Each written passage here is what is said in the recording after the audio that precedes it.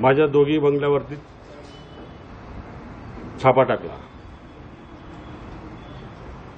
आणि बंगल्याचं पूर्ण सर्च गेल्यानंतर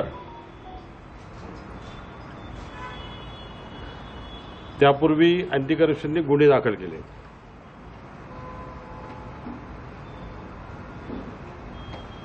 फोर्जरी म्हणून एक 420चा त्यांनी गुन्हा दाखल केला।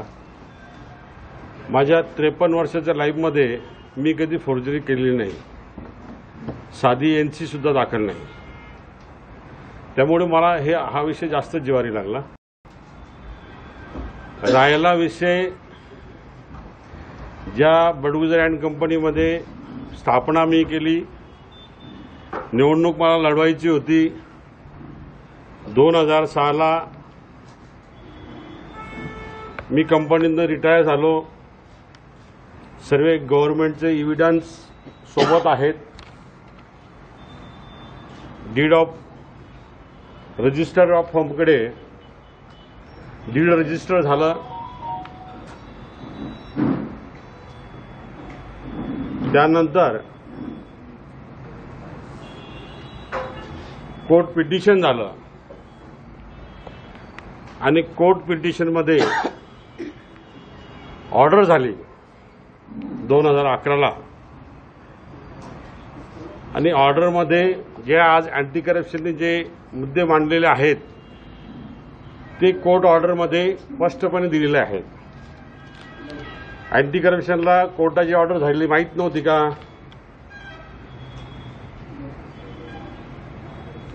ही कोर्टाची ऑर्डर आहे। ज्या त्यांनी प्रश्न विचारलेले आहेत की तुमची नियुक्ती कधी झाली आणि सेवानिवृत्ती कधी झाली,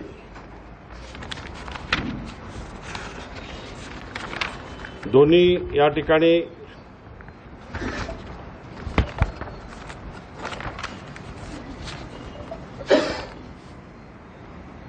तीस 11/2006ला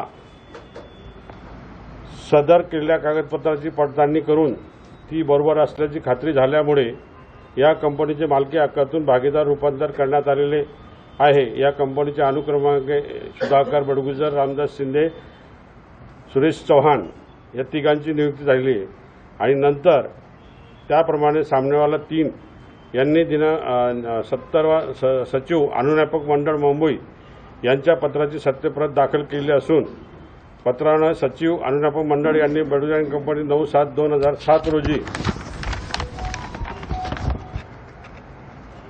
संदर्भित पत्रानुसार 6/12/2006 रोजी झालेल्या कागदपत्राची पडताळणी करून ती बरोबर असल्याची खात्री झाल्यामुळे आपल्या अनुज्ञापक भागीदारीपैकी सुधाकर विका बडगुजर यांची निवृत्ती रद्द करण्यात आली आहे।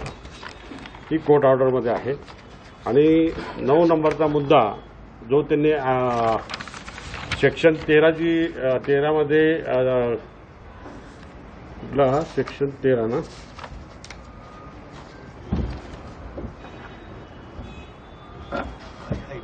करप्शन भ्रष्टाचार प्रतिबंध अधिनियम सेक्शन 13(1) व 13(2) नुसार जी नोटीस बजावलेली आहे त्या मुद्दा क्रमांक 9 मध्ये ते आलेलं आहे आणि कोर्ट ऑर्डर त्यामध्ये पास झालेले आहे। असे असताना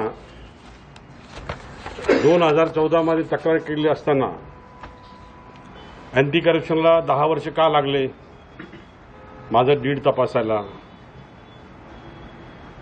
एका दिवसाचं काम होतं, 2 दिवसाचं काम होतं, 5 दिवसाचं काम होतं। म्हणजे अन्याय करण्याच्या दृष्टीने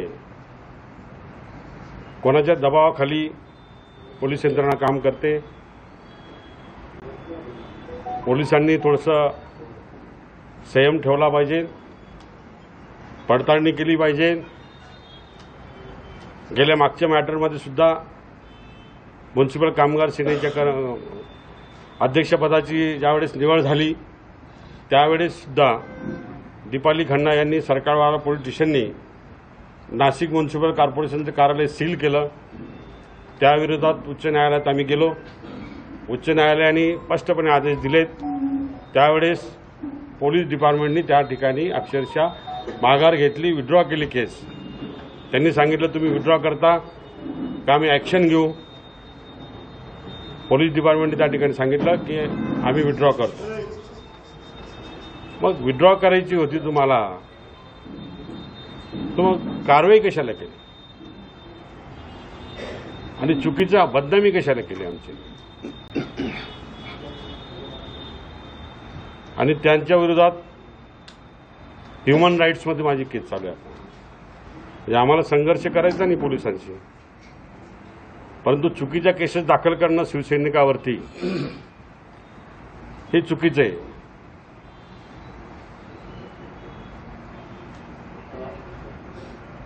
जर हे डॉक्युमेंट जर फोर्जी असतील तर ह्या शिवसैनिकासमोर त्या अँटी करप्शनचं सुप्रिटेंडेंट समोर जाहीरपणे आत्महत्या करेन मी, जाहीरपणे गळफास घेईन.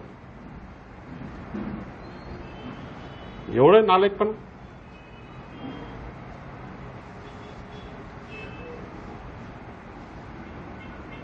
माझ्या 53 वर्ष लाईफमध्ये कधी मी हे नाही केलं, साधी एनसी सुद्धा नाही. जे गुन्हे आहेत माझ्यावरती आंदोलनाचे याचे त्याचे गुन्हे आहेत. कागदपत्र खोटं बोलणं, ओढून ताडून केस आणायची आणि त्रास द्यायचा शिवसैनिकांना. अरे आम्ही बाळासाहेबांचे शिवसैनिक आहे, उद्धव साहेबांचे शिवसैनिक आहे. हे सर्व व्यासपीठावर बसलेले सर्व अगदी रक्त गोठलेले तळपायचं यांचं, एवढे अनुभव आहे त्यांचे. तर मला पोलीस प्रशासनाला विनंती आहे, चुकीचे गुन्हे दाखल करू नका. तुम्ही गुन्हे दाखल केलेले आहेतच. आता हे या प्रोसेसमधनं मला जावंच लागेल, परंतु अशी कारवाई, अन्यायकारक कारवाई कुठल्याही शिवसैनिकावर करू नका. सत्ता येत असते, सत्ता जात असते. सत्तेचा उन्माद जास्त दिवस चालत नाही. कपाळावरती अमरपट्टा घेऊन कोणी आलेलं नाही. सामान्य शिवसैनिकांना, सामान्य नागरिकांना न्याय देण्यासाठी पोलीस प्रशासनाने काम करावं एवढी नम्र विनंती करतो आणि थांबतो.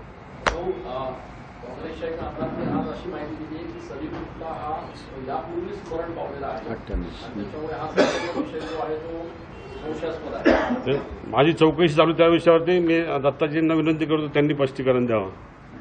खरं तर राजकारणाचा थर हा अतिशय खाली आलेला आहे. याच्या अगोदर पूर्वी सत्ता विरोधी राहायचे, परंतु अशा तऱ्हेचं राजकारण कधी बघितलं नाही. आत्ताच आपण प्रश्न विचारल्याप्रमाणे जो कोणी सलीम कुत्ता आहे त्या संदर्भामध्ये बडगुजरांवर जी केस चालू आहे, कालच विधानसभेमध्ये आज जालन्याचे मला वाटतं आमदार कैलासजी यांनी असं सांगितलं की हा जो सलीम कुत्ता आहे याचा मृत्यू 98 सालीच झालेला आहे. मर्डर झाला किंवा मृत्यू झाला 98 साली झालेला आहे. मग जर तो अस्तित्वात नाही, त्या 3 बायका आहे, त्यांनी देखील सांगितलं की आमचा नवरा मेलेला आहे. असं असताना हा नवीन कोण धरून आणला आणि त्याच्यामध्ये यांना अडकवण्याचा हा प्रयत्न चुकीचा आहे असं मला वाटतं. त्याचबरोबर आता खरं तर राजकारणात एवढ्या खालच्या लेवलला जाऊ नये. मध्यंतरी आपल्या इथं दाऊदच्या मेवण्याचं का साडूचं काहीतरी त्या लग्न सोहळ्यामध्ये अनेक राजकीय लोक, त्याला राजकीय पुढारी त्या ठिकाणी गेले होते. त्यानंतर काहीतरी कळाल्यानंतर किंवा व्हायरल झाल्यानंतर पत्रिका देखील बदलली होती. आणि म्हणून अशा स्वरूपाचं कृत्य कोणी करू नये आणि विनाकारण एखाद्या पक्षाला डॉमिनेट करण्यासाठी, एखाद्या पक्षाच्या नेत्याला डॉमिनेट करण्यासाठी अशा खालच्या पातळीला जाऊन करू नये. आता जो माणूस अस्तित्वात नाही, त्याचा मृत्यू झालेला आहे, अशा माणसाच्या नावाने तुम्ही बिल फाडता आणि हा बॉम्बस्फोटामधला माणूस आहे त्याच्यावर यांनी नाचले गाणले, हे चुकीचं आहे आणि हे कुणीही करू नये असं मला वाटतं. हे जे अँटी करप्शनची जी केस आहे त्यांचं म्हणणं आहे की ओपन खुली चौकशी आम्ही केलेली होती, त्या खुली चौकशीमध्ये तुम्ही दोषी आढळलात म्हणून हा गुन्हा दाखल केला असं त्यांचं म्हणणं आहे. आणि हे नेमके आयुक्त कोण होते त्यावेळेस की त्यांनी ही तक्रार केलेली होती, पुढे काय झालं होतं? नाही, परवीन गळामची जी तक्रार केली होती त्याविरोधात आपण सेक्शन 12 खाली पिटिशन दाखल आहेत. त्याच्यावरती कोर्टात ते न्यायालयीन बाब आहे, न्यायप्रविष्ट आहे. ही तक्रार प्रवीण गेडामांनी मला नोटीस बजावण्याच्या आधी माहिती मागवण्यासाठी त्यांना ही पत्र पाठवलेलं असेल, परंतु माझी रिटायरमेंट व्हॅल्यू जी ठरलेली आहे 30 लाख रुपये, मी कंपनीकडनं 30 लाख रुपये घेऊन मी रिटायर राहिले. आज वृत्तपत्रामध्ये बातम्या आल्यात की 33 लाखाचा भ्रष्टाचार वगैरे असं काहीतरी ह्याला फोर्जरी वगैरे असं. पण ते माझे रिटायरमेंट डीड रजिस्टर्ड डीड आहेत, प्रत्येक गव्हर्नमेंटचे एव्हिडन्स आहेत, प्रत्येक डिपार्टमेंटचे पत्र आहेत. जर हे निघालं, मी पुन्हा म्हटलो, जर हे जर फोर्जरी निघालं माझं डॉक्युमेंट्स, तर मी जाहीरपणे सुप्रिटेंडंटच्या कॅबिनमध्ये जाऊन गडपास घ्यायला तयार आहे. पण या 10 वर्षामध्ये तुम्हाला कधी चौकशीला बोलवलंच नाही का? कधी चौकशी झाली? एक वेळा बोलवलं होतं, 5-6 वर्षापूर्वी बोलवलं होतं, त्यानंतर नाही बोलवलं काही. आता तुम्ही म्हणाले की स्वरूप वगैरे असं काही नाही किंवा मग त्यांच्याकडनं अन्यायपूर्वक सगळे किंवा दाखल केले जातात. याच्या विरोधात आता तुम्ही पुन्हा कोर्टामध्ये किंवा असं काही बघूया. आता आम्हाला एकच असे ह्युमन राईट्स किंवा सेंट्रल व्हिजिलन्स या 2 एजन्सी आहेत, पण गुन्हे दाखल करण्याआधी नोटीस द्यायला पाहिजे होती. नोटीस म्हणणं मांडून घ्यायला पाहिजे होतं. तुम्ही आधी गुन्हे दाखल करतात आणि मग नोटीस देतात आम्हाला हजर राहण्याची. तुम्ही वारंवार आरोप करताय की पोलीस आणि प्रशासन कुणाच्या तरी दबावाखाली कुणाचा दबाव आहे असं कळवा. सर्वच पोलीस तसे नसतात. काही पोलीस चांगले असतात, काही पोलीस दबावाखाली काम करतात. आता नेमका यामध्ये कोण काम करतंय हे सांगणं कठीण आहे. कोण असं राजकीय सत्ताधारी कोण आपल्याला वाटतं की त्यांच्या दबावात मी कोणाचं नाव घेत नाही की ते म्हणत नाही का समुद्राला श्रीमंतीचं वैभव असतं, पण त्याचं पाणी ताणलेला वाटसरू पिऊ शकत नाही, कारण ते खारट असतं. आमची छोटीशी विहीर आहे, खोल आहे, पण तिचं पाणी पिण्यालायक आहे. ते ताणलेलं वाटसरू पिऊ शकतो. आम्हाला श्रीमंतीचं वैभव नको आहे, आम्हाला आमची छोटीशी विहीर बरी. धन्यवाद. चौकशीला आपण जाणार, चौकशीला बोलवलं आपल्या दोन्ही ठिकाणी क्राईम ब्रँच. नाही, मी पत्र देतोय की तुम्ही ज्या सेक्शन खाली मला नोटीस बजावलेली आहे त्याचे एव्हिडन्स मला कोर्टातनं काढावं लागतील. 106 पानाचं पिटिशन आहे. ते पिटिशन काढण्यासाठी मला वेळ पाहिजे, म्हणून मी 7-8 दिवसाचा वेळ मागितला त्यांना. माझं पत्र गेलं असेल, आता सबमिट झालं असतं, तर मी तिथं नाही जाणार. आता म्हणजे कोर्टातनं माहिती आल्यानंतर त्यांना सबमिट करेन. धन्यवाद. जय हिंद, जय महाराष्ट्र. लोकशाही मराठी ऐका, पहा, जागरूक रहा.